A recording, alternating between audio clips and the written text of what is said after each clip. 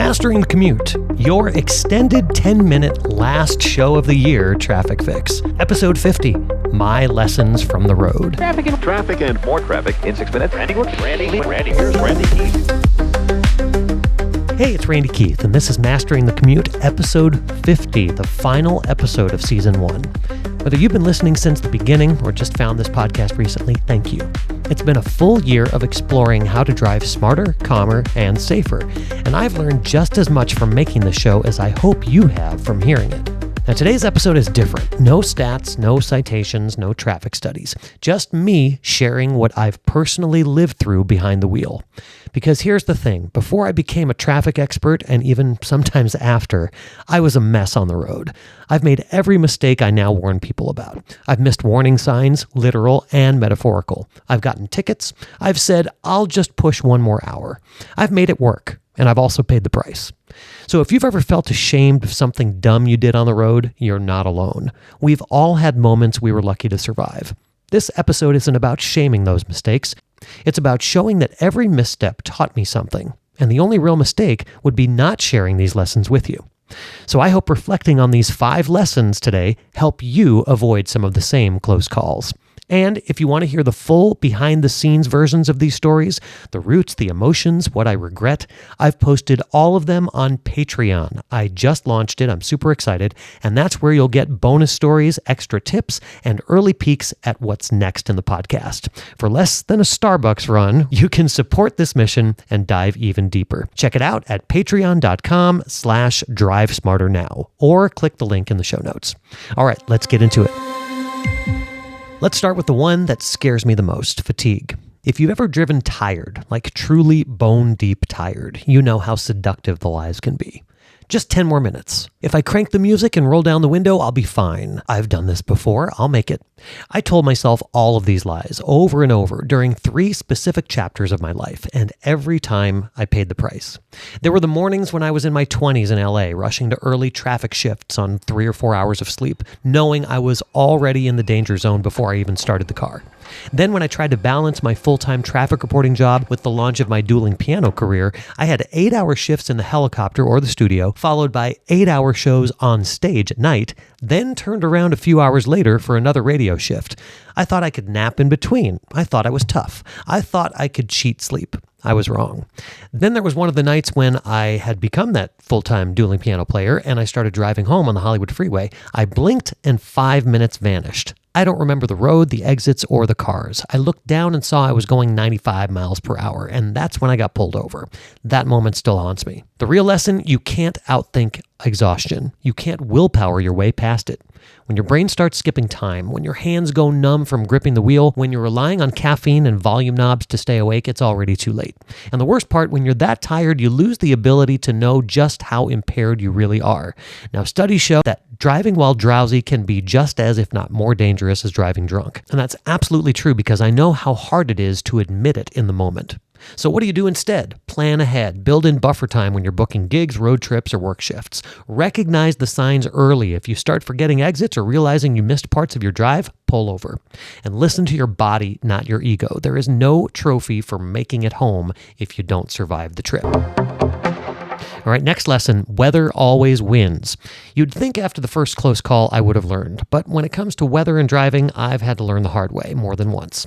One of the first times I ever drove in snow was in Seattle. I had no idea snow was even in the forecast. I just hopped in the car like it was any other day, and halfway to work, the roads were covered. No snow tires, no chains, and no clue what I was doing until I started skidding out on the off-ramp.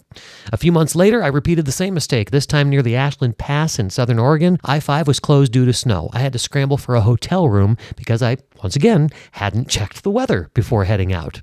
Then there was the tornado warning in Oklahoma. Yeah, I saw the alerts on my phone. I was actually listening to them while I was driving. Yeah, it's probably not that bad. I just kept on driving. I was lucky. That's all. It had nothing to do with skill. And once again on I-35 going the other direction, I was leaving Oklahoma City back to KC when I lived there, and I was driving through a whiteout snowstorm where I could barely see the car in front of me. I kept going anyway because I thought slowing down or stopping would be worse. And in hindsight, I never should have started that trip. So what are the lessons to this category? check the forecast. Something quite simple that I never did any of those times before you drive, especially when you're traveling long distance or through different elevations. Don't assume your instincts are better than data. Weather changes fast, especially in certain parts of the country, and confidence is not a survival strategy. And be willing to adjust, reroute, delay, or cancel. None of those are signs of weakness. They're signs of respect for nature.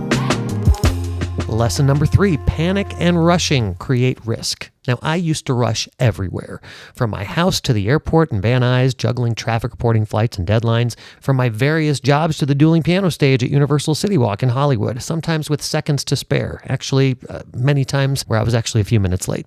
And one time I thought it would be no big deal to drive from Miami to Daytona Beach and back 4 hours each way just to squeeze in a quick visit to a friend before a gig. And every single time I arrived frazzled, impatient, and scattered. And that's when accidents happen. I was so lucky to not have been in an accident any of those times. When you rush, your brain isn't driving, your anxiety is. You miss cues, you speed, you tailgate. You're more likely to snap at another driver or take a risky shortcut. Most of the time, being late isn't what creates danger. Trying to avoid being late is. It's the last-minute merges, the sudden lane changes, rolling stops, or the last-minute checks of the GPS and looking down, all done in a panic. Once again, planning is prevention. Build in buffer time. Say no to unrealistic plans and respect what your body and your brain need to drive calmly. All right, lesson 4, don't ignore the warning signs. Now, I've had more mechanical breakdowns than I'd like to admit, and they almost all came with warning signs I brushed off. I lost power steering on a long drive from Nebraska to Arizona, and this one wasn't even alone. This was when my wife was driving, and I just told her to not worry about it as the belts were flying everywhere up the Raton Pass. And even though there had been signs of a fluid issue earlier that week, I had a tire blowout on a drive from Florida to my wife's home base of Wisconsin after noticing unusual wear and telling myself and her once again, it'll be fine for this trip. And on that same Wisconsin trip, once we got there, the alternator failed, even though my dashboard had been blinking at me for about 2 days. The takeaway, cars communicate early and quietly. A little noise, a strange vibration, a dash light that flickers for a second or that continues to come on many times over a couple of days. Those are your first and sometimes even second warnings. By the time something fails dramatically, the car has usually been trying to tell you for miles. We rationalize mechanical issues because we don't want the inconvenience. We tell ourselves, I'll get it checked after this trip, or it's probably nothing, or I don't have time today. But breakdowns never happen on a free afternoon near a repair shop. They happen in the dark, on the highway, hundreds of miles from home, and on a weekend when no repair shops are open. Trust me on that one. Losing power steering on power brakes at highway speed is not a minor inconvenience. It's a full-on safety emergency that can escalate instantly. So a quick check now prevents a dangerous failure later. Most mechanical problems are cheap and simple at the beginning. Topping off a fluid, replacing a worn tire, checking a belt or battery. The longer you wait, the more expensive and hazardous the outcome becomes. Final lesson, never challenge floodwater. Now, if you've been listening to the podcast, you've heard this lesson twice already because I've gone into extensive detail on it in episodes 26 and 40. So I will just cover it very quickly here. I've driven into the same flood zone twice. First time I thought I could make it, second time I didn't. And that's exactly the danger. Floodwater makes everyone overconfident. You see other cars do it. You feel pressured to just go. You convince yourself it's not that deep or you'll power through. But the truth is, you don't know what's hiding under the surface, how strong the current is, whether your engine can handle it, or if your car will float, stall, or trap you. If you can't see the road, turn around, period. Most flood-related fatalities happen in cars. Don't be a statistic. So there you have it, the 5 driving categories, 5 sets of real mistakes, and 5 lessons I had to live to learn. I didn't make this episode to scare you or to preach. I made it because I'm still learning too.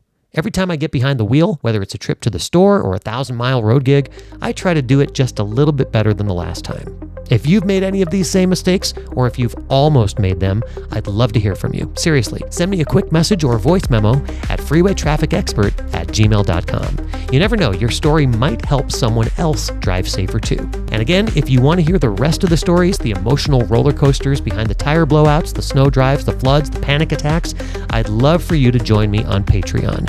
Your support helps keep this show going, and it gives me space to share even more with you. Thank you for listening, for caring, and for committing to being a better driver.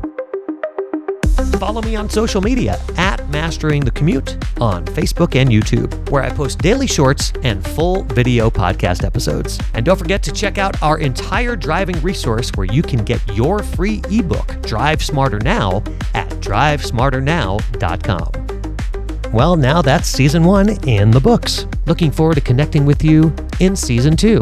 And remember, you're not just commuting, you're learning and growing 1 mile at a time.